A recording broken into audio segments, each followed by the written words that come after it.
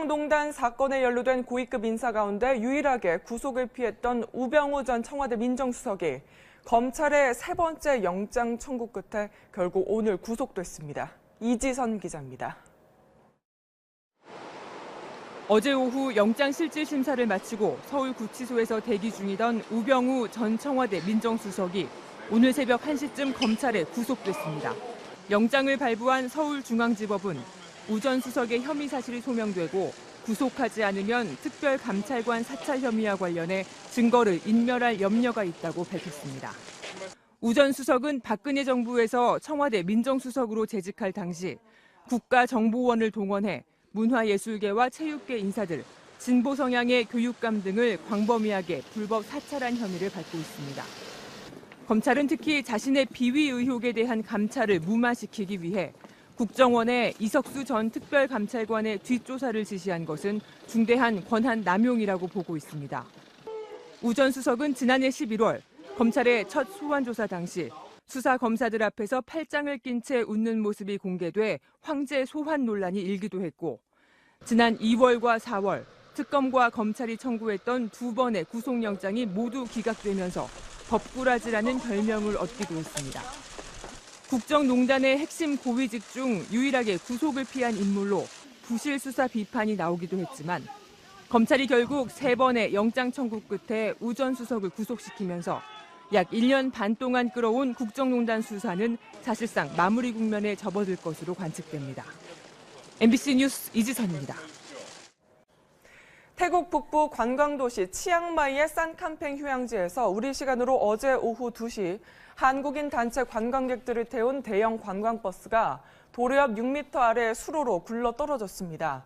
이 사고로 버스에 타고 있던 한국인 관광객 60살 권모 씨 등 2명이 중상을 입었고, 엄모 씨 등 한국인 관광객 9명과 태국인 안내원 2명, 운전기사가 다쳤습니다. 경찰은 운전기사가 가파르고 굴곡진 산길에서 부주의하게 차를 몰다 사고를 낸 것으로 보고 정확한 원인을 조사 중입니다. 국민의당 안철수 대표와 바른정당 유승민 대표가 어제 만나 통합 논의를 이어갔습니다. 그러나 통합에 반대하는 국민의당 의원들의 움직임도 심상치가 않습니다. 자칫 두 세력이 갈라서는 것 아니냐는 관측도 나오고 있습니다. 남형석 기자입니다.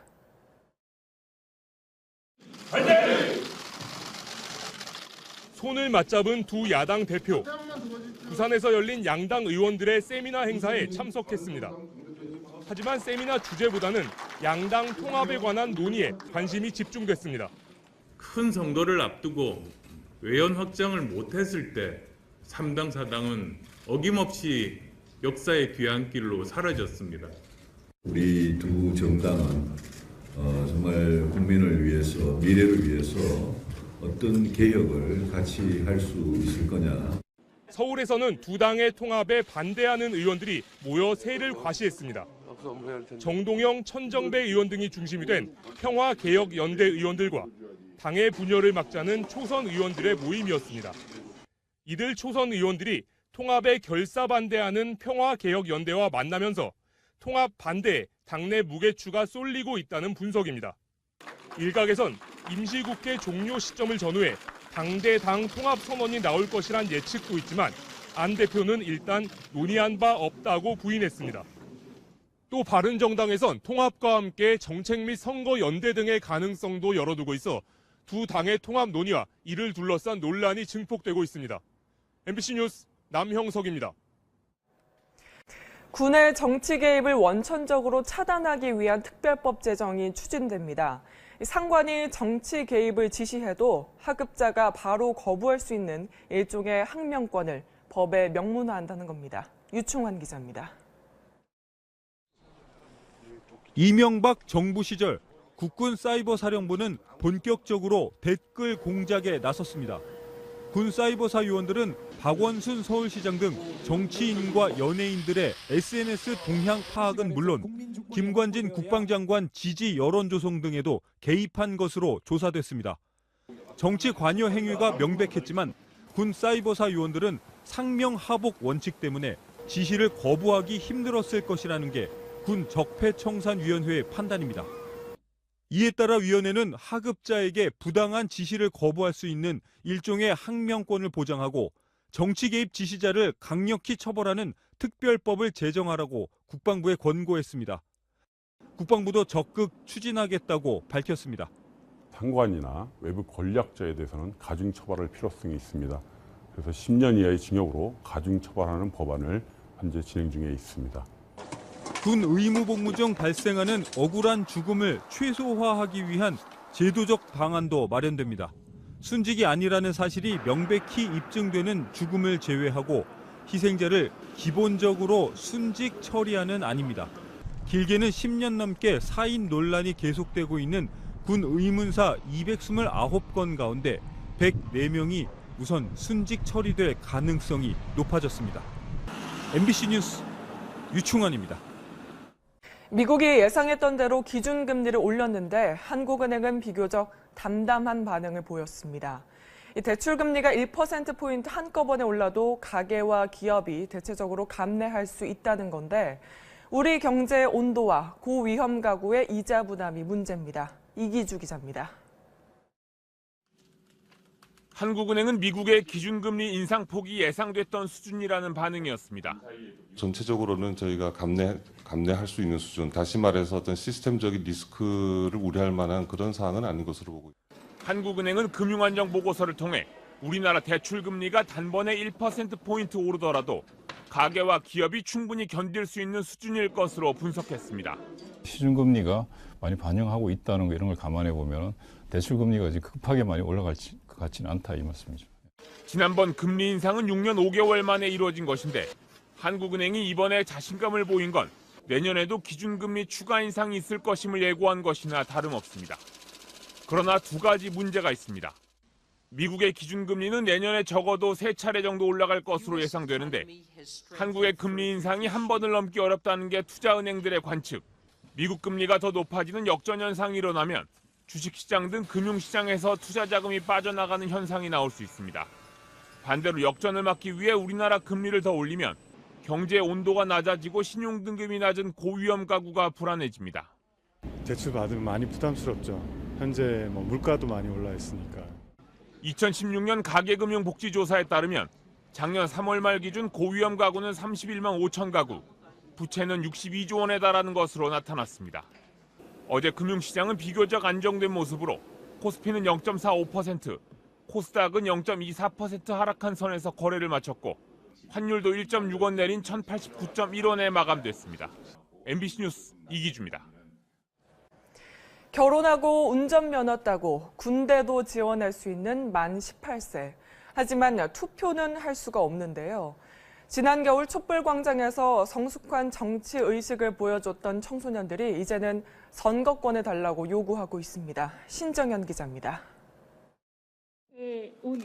영하의 추운 날씨에 청소년들이 헌법재판소 앞에 모였습니다.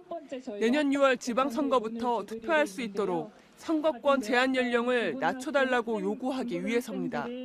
청소년도 시민이다. 정치 참여 보장하라. 보장하라. 보장하라. 보장하라. 공직선거법에 따라 우리나라에서 투표할 수 있는 나이는 만 19세. 경제협력개발기구 OECD 국가 대부분이 16세나 18세가 기준인데 반해 한국이 가장 늦습니다. 정치에 대한 목소리를 낼 수 있고 정당에 가입을 할 수 있어야지 청소년들도 인권을 보장받을 수 있으며 헌법재판소는 1997년 이후 관련 헌법 소원에 대해 모두 6차례에 걸쳐 문제가 없다는 결정을 내렸습니다. 19세 미만 미성년자는 정치적 판단을 할 수 있을 만큼 정치적, 신체적 자율성이 충분하지 않다는 겁니다. 하지만 최근 신임 헌법소장이 인사청문회 당시 선거 가능 연령을 낮추는 방안에 찬성 의견을 내비친 만큼 이번엔 선거 연령이 낮아질 수 있을지 주목됩니다. MBC 뉴스 신정현입니다. 의료진들이 낙타를 거꾸로 매달아 놓은 뒤 엑스레이 촬영을 위해 분주히 움직입니다. 지난주 아랍에미리트 두바이에 세계 최초로 문을 연 낙타 전문 병원인데요. 인도와 영국, 멕시코 출신의 수의사들이 낙타 치료와 번식을 연구합니다. 4천만 디르함, 우리 돈 118억 원을 투입한 이곳엔 낙타 재활을 위한 미니 경주로까지 있다고 하네요. 이 시각 세계였습니다. 한국에서 범죄를 저지르고 필리핀으로 도주한 한국인 범죄자들이 국내로 송환됐습니다. 인터폴 최상위 수배 등급인 적색 수배자 11명을 포함해 사기나 마약 용의범들이었습니다. 이지수 기자입니다. 수십 명의 경찰들이 입국장 출구를 가로막습니다. 평소 때보다 보안이 한층 강화된 모습입니다. 입국장 문이 열리자 한 무리의 사람들이 쏟아져 나오는데 양옆엔 모두 경찰이 팔짱을 껴 붙들고 있습니다. 모자와 마스크로 얼굴을 가린 이들은 필리핀으로 달아났던 국내 범죄자들. 사기와 폭력, 절도, 마약 사범까지 모두 47명으로 이들이 저지른 범죄 피해액만 약 460억 원에 달합니다. 국내에서 처음 시도된 이번 작전을 위해 형사 120명은 직접 필리핀으로 날아갔고 필리핀 출국장과 비행기한 인천공항까지 형사들은 한시도 빠짐없이 범죄자의 옆을 지켰습니다. 이번 단체 송환은 우리나라 역사 이래로 처음 있는 송환이었습니다. 현재 추가로 송환이 임박한 필리핀 도피 한국인 범죄자는 50명 정도. 경찰은 현지에서 수사가 덜 끝났거나 다른 범죄 연루 가능성이 있는 이들은 이번 송환 대상 명단에서 빠졌다고 밝혔습니다. MBC 뉴스 이지수입니다.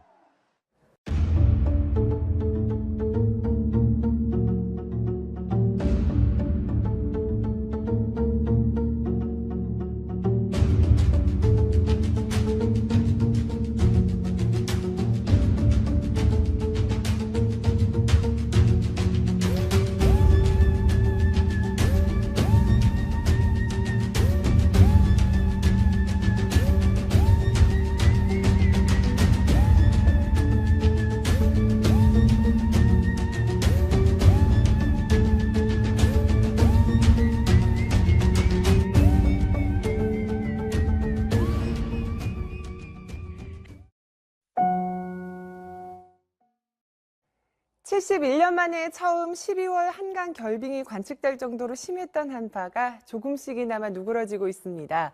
어제 같은 시각보다 전반적으로 3, 4도씩 기온이 높고요. 한낮에는 서울 2도, 광주가 6도까지 올라 활동하기 한결 낫겠습니다. 대신 미세먼지도 함께 들어와 수도권 지역은 공기가 약간 탁한 편입니다. 퇴근 시간은 눈길 조심하셔야겠습니다. 수도권 지역부터 눈이 오기 시작해 차츰 중부와 전라도 곳곳으로 확산이 될 텐데요. 예상되는 양은 경기 동부와 영서, 전북 내륙이 1에서 3cm, 그 외 서울, 경기와 충청, 호남 그리고 경상도 내륙 지역이 1cm 안팎입니다. 이 눈은 내일 아침이면 그치겠지만 내일 오후부터 다시 서해안 지방에 많은 눈이 쏟아지겠고요. 뒤이어 한파도 몰려와 일요일엔 영하 10도를 밑도는 강추위가 기승을 부리겠습니다. 계속해서 따뜻한 옷차림 준비해 두시기 바랍니다.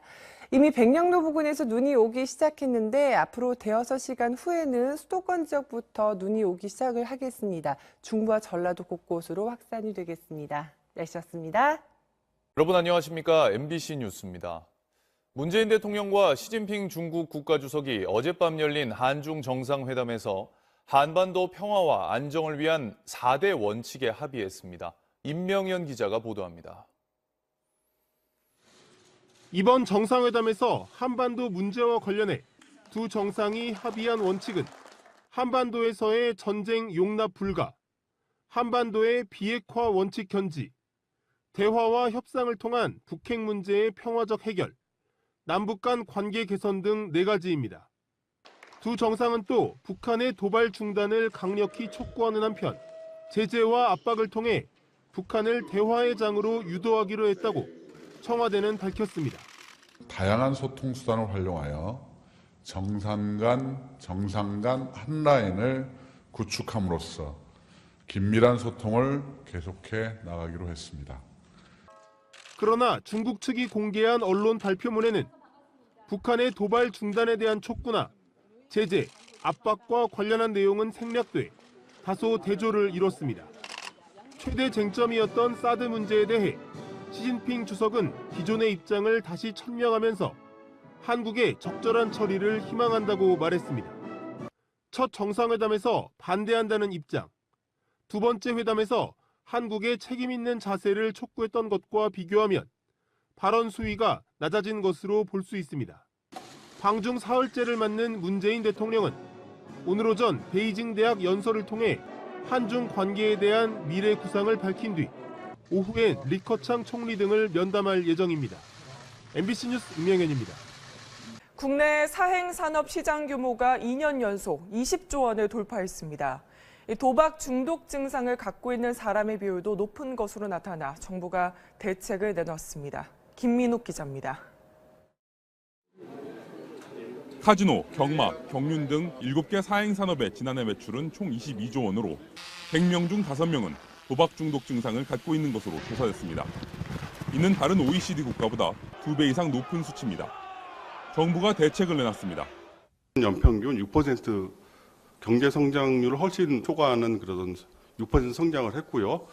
또 그래서 사행산업에 대한 합리적 규제 재설계가 필요하다고. 정부는 우선 연간 매출 총액을 제한하는 사행산업 매출 총량제를 강화합니다. 7개 사행산업 가운데 유일하게 매출 총량제를 위반한 강원랜드는 지난 2013년부터 4년 동안 제한 매출액을 약 5천억 원가량 초과했지만 35억 원의 초과 부담금만 내고 말았습니다. 하지만 앞으로는 6개월 이내의 영업 정지나 영업이익 50% 이내의 과징금 처분을 받게 됩니다. 온라인 베팅 한도도 절반으로 낮출 예정입니다. 스포츠토토 온라인 베팅 한도가 하루 60만 원에서 30만 원으로 낮아지고 전자복권 한도도 하루 30만 원에서 절반으로 줄어듭니다. 정부는 또 대전 얼평동 경마 장외발매소를 2021년까지 폐쇄하는 등 장외발매소 관리도 강화하기로 했습니다. MBC 뉴스 김민욱입니다. 신현희 강남구청장이 오늘 오전 피의자 신분으로 경찰에 소환됐습니다.